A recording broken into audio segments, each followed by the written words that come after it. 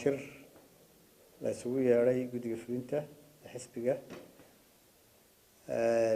shirkeedan ka hor waxa fadhi yeeshay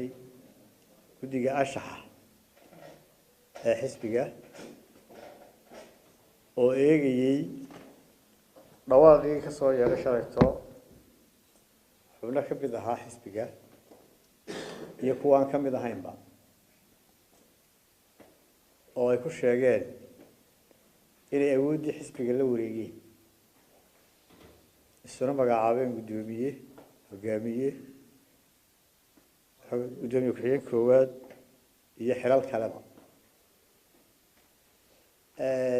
arrintaa markay dhegeysteen hubiyeenna qalabka warbaahinta kala duwan waxay ka yidhaahdeen arrintaas oo dee ugub ku ah arrimaha xisbiyada somaliland oo hadday sidaa hawl yar tahay in 4 xubnood oo aanay qaar weliba xisbiga ka mid ahayn intay meel ku shiraan ayna gudoomiyihii iyo hogaamiyihii iyo xubnihii weerareen dee waxaa suurto geli doonta in 4na meel ku shiraan ilaahay madaxweynaha iyo ku-xigeenkii waan weerareen haddii albaabkaasi furmo kaa kalena wuu furmi doonaa waxba aada ugu dheeraan maayo waxaan ku wareejin doonaa hadalka intiisa hore guddiga anshaxa xisbiga oo magacooda iyo warbixintoodaba ku dhiibi doono xubin hoggaanka ka tirsan mudane cali cantar dhammaan mudanayaal iyo marwooyinba waan idin salaamayaa assalaamu calaykum waraxmatullaahi wabarakaatu salaan kadib waxa weeye waa maqlayseen shalayto media in badan baa ku maqlayseen meel walba waa la geliyey dhacdo shalayto dhacday gudoomiyuhu imika idiin sheegay taasaanu anu ka fariisanay haddaanu nahay guddida anshaxa markaanu ka fariisanayna waxaanu eegnay wixii xeer ah iyo wixii sharci ah ee xeer haasadkeenu inoo sheegayo taasoo aanu ku abalay garaynay si aanu u helno bal hadda sidii aanu uga howlgeli lahayn hawshaas wixii yimaadee soo kordha waxaana la isugu kin yeeray haddaad tihiin fulinta arrintan inaynu ka wada hadalno laakiin annagu waxaanu ku socodsiinay guddoomiyaha xisbiga wadani ujeeddo go-aan anshax marineed go-aankaas wuxuu odhanayaa guddida anshax marinta xisbiga wadani markuu arkay qodobka 10aad ee xeerka xisbiyada ee ururada siyaasadda lambarkoodu yahay 14/2000 ee ka hadlaya sababaha lagu waayi karo xubnaha xisbi ama urur siyaasadeed gaar ahaan farqada da ee u dhiganta sidan xubin kasta oo ka mid ah xisbi ama urur siyaasadeed waa laga saari karaa xisbiga ama ururka haddii uu ku xadgudbo xeerarka xisbiga ama ururka markuu arkay qodobka 10aad ee xeerka xisbiga ee ku saabsan sababaha lagu waayi karo xubinimada xisbiga markuu arkay qodobka 43aad ee xeerka xisbiga ee guddida anshax marinta awood u siinaysa in ay tallaabo anshax marineed ka qaadi karaan xubin ama madaxda xisbiga ee ku xadgudubta xeerka xisbiga markuu arkay shirkii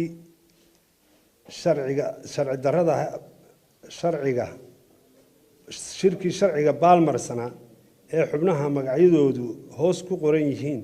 ku qabteen magaalada Hargeysa 22 bishii Afraad 2018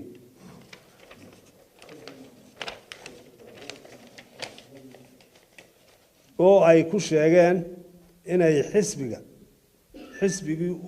u baabiyeen dhammaantiiba way baabiyeen hogaamintii xisbiga iyagoo isku sheegaya markay u caddaatay in xubnahan hoos ku qoran in ku dhawaaqeen wax ay ugu yeedheen garab xisbi wadani oo xeerka xisbiga iyo xeerka xisbiyada ama ururada siyaasadeed baalmarsan markuu dhageystay hadalladii iyo warbixinihii mariyeen mareegaha ama maxaa ahayday mareegaha iyo meelaha websiteska ay u mariyeen wadani markuu u caddaatay inay si cad ugu xadgudbeen xeerka xisbiyada iyo ururada siyaasadeed ee lambarkoodu yahay 14/2000 iyo xeerka xisbiga wadani waxay soo jeediyeen in mudane cismaan ibraahim warsame daahir laga qaado xubinimada golaha dhexe xubinimada ka mid ahaanshaha xisbiga wadani. Number 2 abubakar sheekh xuseen meecaad shiina dheere waa garanaysaan laga qaado isna xubinimada hoggaanka fulinta golaha dhexe iyo xubinimada ka mid ahaanshaha xisbiga wadani. Number 3 mudane faarax cilmi geedoole laga qaado xubinimada guddida fulinta golaha dhexe iyo xubinimada ka mid ahaanshaha xisbiga wadani. Number 4 master xamsi xasan cabdiraxmaan laga qaado xilka xogeeye ku-xigeenka amniga xubinimada golaha dhexe iyo xubinimada ka mid ahaanshaha xisbiga wadani. guddida anshax marinta cali axmed cabdi aadan suldaan cabdiraxmaan xasan xuseen maxamed codyare iyo axmed xuseen fagfagaash. wasalaamu calaykum. anigoo tix raacaya ama cuskanaya ama kadib markii aan helay soo jeedinta guddiga anshax marinta ay ku soo jeediyeen in la anshax mariyo xubnaha magacyadoodu hoos ku qoran yihiin oo ku dhawaaqay garab aan sharci ahayn markaan ku qancay asbaabaha ay guddiga anshax marintu u cuskatay soo jeedintooda anshax marineed markaan arkay qodobka 10aad ee xeerka xisbiyada iyo ururada siyaasadda xeer number 14 oo ka hadlaya sababaha lagu waayi karo xubinimada xisbi ama urur markaan arkay qodobka 10aad ee xeerka xisbiga oo ka hadlaya asbaabaha lagu waayi karo xubinimada xisbiga markaan arkay qodobka 43aad ee xisbiga ee lagu aasaasay guddiga anshax marinta kana hadlaya tallaabooyinka laga qaadi karo xubnaha ku xadgudba xeerka iyo barnaamijka siyaasadeed ee xisbiga markaan arkay qodobka 37aad ee xeerka xisbiga ee guddoomiyaha u siinaya awoodda soo jeedinta xilka qaadista madaxda xisbiga ee ku xadgudba xeerka iyo barnaamijka siyaasadeed ee xisbiga markaan si buuxda ugu qancay xubnaha anshax marintoodu la soo jeediyey inay si cad ugu xadgudbeen xeerka xisbiga iyo ka ururadaba iyo barnaamijka siyaasadeed ee xisbiga iyagoo si sharci darro ah isugu magacaabay inay yihiin gudoomiye ku-xigeen koowaad iyo hogaamiyaha xisbiga waxaan u soo jeedinayaa xubnaha guddiga fulinta iyagoo gudanaya waajibaadkooda sharci kuwa oo waafaqsan qodobka 37aad ee xeerka xisbiga inay mudane cismaan ibraahim warsame daahir laga qaado xubinnimadii golaha dhexe iyo xubinnimadii xisbiga labadaba isagoo sheegtay guddoomiyaha xisbiga 2 mudane abubakar sheekh xuseen meecaad shiine laga qaado xubinnimadii hoggaanka fulinta golaha dhexe iyo xubinnimadii xisbiga isagoo isna sheegtay guddoomiye ku-xigeenka koowaad mudane faarax cilmi geedoole laga qaado xubinnimadii fulinta golaha dhexe iyo xubinnimadiiba isagoo sheegtay hogaamiyaha xisbiga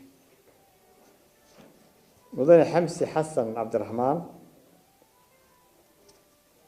oo maalmihii hore loo magacaabay guddoomiye ku-xigeenka xogeeye ku-xigeenka amniga waxaasna ay soo jeedin laga qaado xilkaa uu hayay ee ahaa xogeeye ku-xigeenka amniga xubinnimada golaha dhexe iyo xubinnimada xisbigaba waxaan soo jeedinayaa in loo codeeyo mudanayaasha iyo marwooyinka waafaqsan in xubnaha aynu soo sheegnay laga qaado xilalka aan soo sheegay dhammaantood gacantaa taageen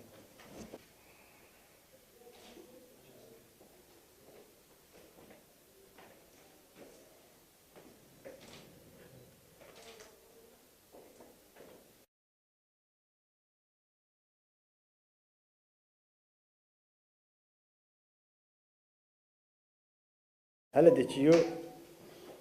مدنياشي مرويك ديدن قوان كاس قعنتها تاغي مدنياشي عموسى قعنتها تاغي شان يصدن حبنود با جوغا صدن يا افر waxay ogolaadeen in dhamaan xilalkii hay'ad xubnahaas laga qaado cidii ma jirto cid aan mustaqim ma jirto gudoomiyuhu ma codeynin sidaas ku ansaxay go'aankaasi aad iyo aad ba mahadsantahay